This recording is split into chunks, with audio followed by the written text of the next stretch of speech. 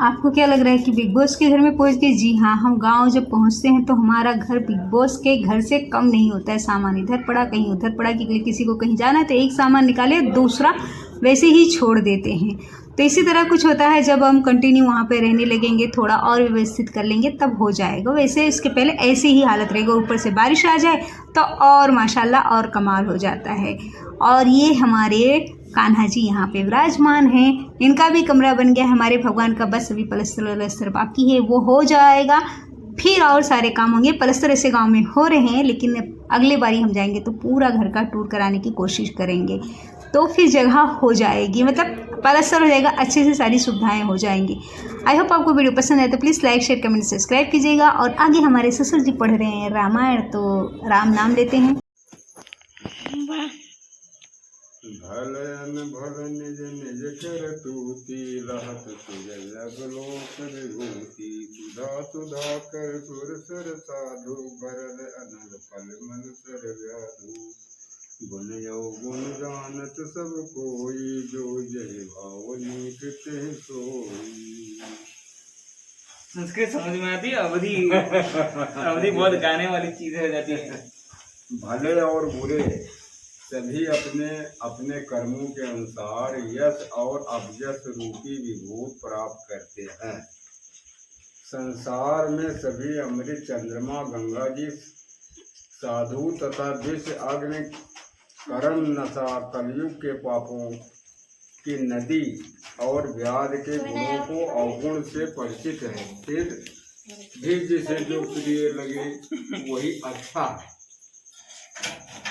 चश्मा नहीं लाया लेकिन फिर भी मैं पढ़ लेता। मैं कोशिश किया था रियली। अच्छा। हाँ, तो मेरे से अवधि समझी नहीं, मैं लाया सीधा वाल्मीकि वाली छोटी संक्षिप्त अंग्रेजी में। मतलब अपनी अंग्रेजी थी या तो संस्कृत थी। सुधा सरता गरल सरय नीच सियपति राम जय जय राम मेरे प्रभु राम जय जय राम। मुझे भले भलाई ही ग्रहण करते हैं और नीच नीचता को ग्रहण किए रहता है। अमृत अपने अमरता के गुण से और विष तत्काल मारने से बढ़ाई पाते हैं।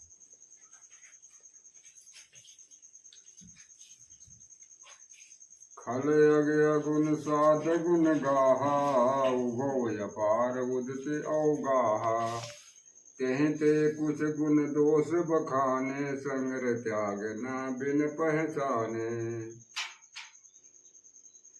दुष्टों के अवगुण और साधुओं के गुणों की कथाएं दोनों ही अपार और अथाह समुद्र हैं। इसलिए मैंने गुण और दोषों का वर्णन किया है, क्योंकि बिना पहचाने उनका ग्रहण अथवा त्याग नहीं किया जा सकता। भल उपोच सब विद उपजाहे गण गुण दोष वेद बिलगाहे कहें वेद इतिहास पुराना विद पर पंच गुण अवगुण साना। भले और बुरे सब ब्रह्मा ने उत्पन्न किए हैं, किंतु वेदों ने उनके गुण दोषों का विचार कर उन्हें अलग अलग कर दिया है। वेद पुराण और इतिहास कहते हैं कि विधाता की यह सृष्टि गुण और अवगुणों से सुनी हुई है।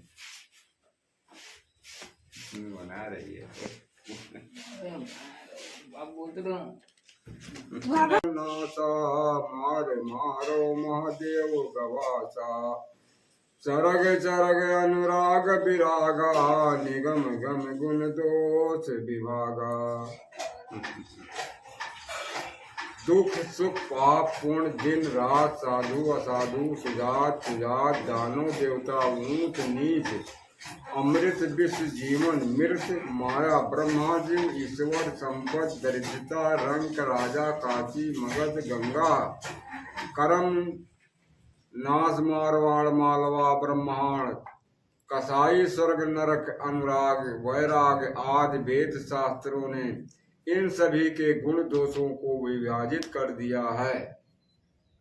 कलश कहलाता है, परंतु वही धुआं अच्छी संगत से सुंदर स्याही होकर पुराण लिखने के काम में आता है। इतना ही नहीं, वही धुआं जल, अग्नि और वायु के संग से बादल बन कर जगत को जीवन देने वाला बन जाता है। गरह विशेष जल पवन पट पाई कुजोक सुजोक, कुवस्त्र सुवस्त्र जग लखें सुलक्षण लोक। सियापति राम जय जय राम, मेरे प्रभु राम जय जय राम। गृह, औषध, जल, वायु और वस्त्र आदि भी कुयोग और सुयोग पाकर संसार में बुरे और भले हो जाते हैं। इस बात को सुचतुर एवं विचारशील पुरुष ही जान पाते हैं। राम प्रकाश तम पाक जो, नाम भेद विधि की। और दास शोषक पोषक समझे, जग जपति राम जय जय राम। श्री राम जय राम जय जय राम। माँ के दोनों पक्षों में उजाला और अंधेरा समान ही रहता है, परंतु विधाता ने इनके नाम से भेद कर दिया है। एक पक्ष को चंद्रमा को बढ़ाने और दूसरे को घटाने वाला समझ कर एक को सूर्यवंश और दूसरे को व्योम दे दिया है। जड़ चेतन जग जीवजत सकल रमा मह जान, वंदहु सबके पद कमल सदा जोर जुग पान। सियापति राम जय जय राम, मेरे प्रभु राम जय जय राम।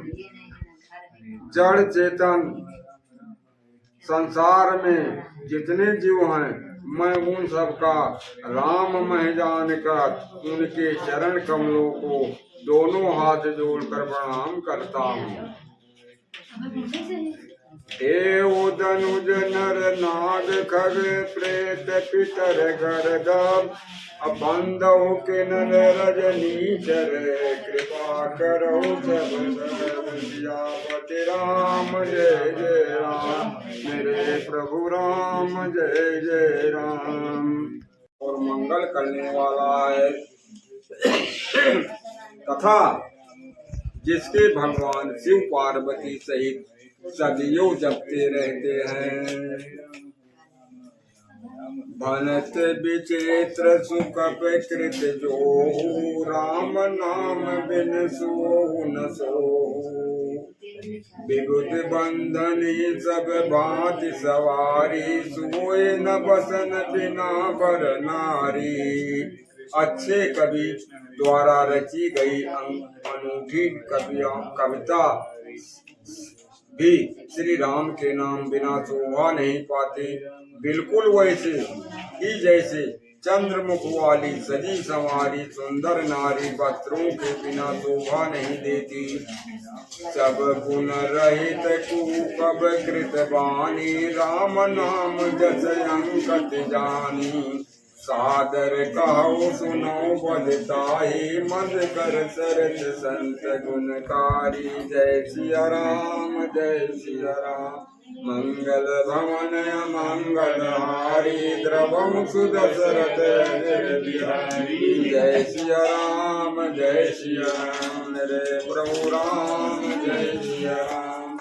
अनाड़ी कवि की कविता को भी राम नाम या यश से अंकित जानकर प्रबंध जन आदर पूर्वक कहते हैं और सुनते हैं, क्योंकि सद्म जन घोड़े की भांति गुण गायक होते हैं। यद्यपि कबत रस एक हो नाही, राम प्रताप प्रगट यही माही। सोई भरोसे मोर मन आवा, कहीं ना चुसक बड़ बापन पावा। यद्यपि मेरी एक रचना में कविता का एक भी रस नहीं है, तद्यपि इसमें श्री रघुनाथ जी का प्रताप प्रकट है। मेरे मन में यही भरोसा है, सुसंगत से भला किसने बढ़ाई नहीं पाई है। धूमो तजऊ सहज करु आई, अगर प्रसंग सुगंध बसाई। बनत बंदेश वस्त्र भल बरनी राम कथा जग मंगल करणी। कृष्ण कृष्ण हरे हरे धुआं भी राम हरे राम राम राम अंगार का संग पाकर अपने स्वाभाविक कर्तव्यपन को छोड़कर अगर की सुगंध को ग्रहण कर लेता है। मेरी कविता अवश्य ही बदती है, परंतु इसमें राम कथा रूपी उत्तम वस्त्र का वर्णन किया गया है जो संसार का मंगल करने वाली है। मंगल करन कल मल हरन तुलसी कथा रघुनाथ की। अवगत कर कविता चरित की क्यों चरित पावन पात की। प्रभु सुजस संगत बनते भले हो जन मन भावनी। भव अंग विभूत मसान की सुमरत सुहावनी पावनी। जय सिया राम जय सिया राम जय सिया राम जय सिया राम मेरे प्रभु राम जय सिया राम। तुलसीदास जी कहते हैं कि मेरे द्वारा रचित श्री रघुनाथ जी की यह कथा कलयुग के पापों का नाश करने वाली और सबका कल्याण करने वाली है।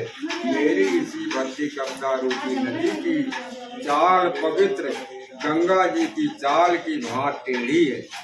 प्रभु श्री राम जी की सही के संग के यह कविता भी शुरू की पूर्ण यूं सज्जनों के मन को प्रसन्नता प्रदान करने वाली हो जाएगी। जिस मैंने म्यूजिक नहीं लगाया और इसे भगाया भी नहीं। जो मेरे ससुर जी रामायण पढ़ रहे थे कि कानों में पड़ जाए राम नाम तो शायद हमारा थोड़ा पाप कट जाए। और वही मेरे बेटे को मेरे ससुर जी बतला रहे थे कि रामायण पढ़ना रटना ही नहीं रहता, उसे ग्रहण करना चाहिए। रामायण को पढ़ो, उन शब्दों को समझना बहुत बड़ी बात होती है। तो मेरे बेटे को ही सब समझा रहे थे कि और घर में जब बड़े बुजुर्ग रहते हैं तो अपने जो संस्कार है हमें क्या पढ़ना चाहिए क्या नहीं, वो वही राह दिखाते हैं। इस चीज़ के लिए हम जितने हमारे बड़े बुजुर्ग हैं तो हमें उनका एहसान मानना चाहिए कि वो हमें राह अच्छी दिखा रहे। जिनके घर पे ऐसे भाई भतीज होंगे भाई उनके घर पे मस्ती होती है। ऐसे ही छत पे शाम के समय हमारे यहाँ ये तीनों जन छत पे चले जाते थे और मस्ती होती थी। भरपूर आनंद उठाते थे इन लोग मस्ती का। बुआ इनकी कभी भतीजिन की तरफ कभी भतीजे की तरफ, बस ऐसे ही हो रहा था और कुछ नहीं। तो भाई किन किन के घर पे होता है, सबके घर पे होता होगा। तो आई होप आपको वीडियो पसंद है तो please like share comment subscribe कीजिएगा। सब्सक्राइब ज़रूर कर लीजिएगा और कुछ गलत रहे कुछ मेरे शब्दों में अल्फाजों में तो उसे कमेंट बॉक्स में बता दीजिए मैं ताकि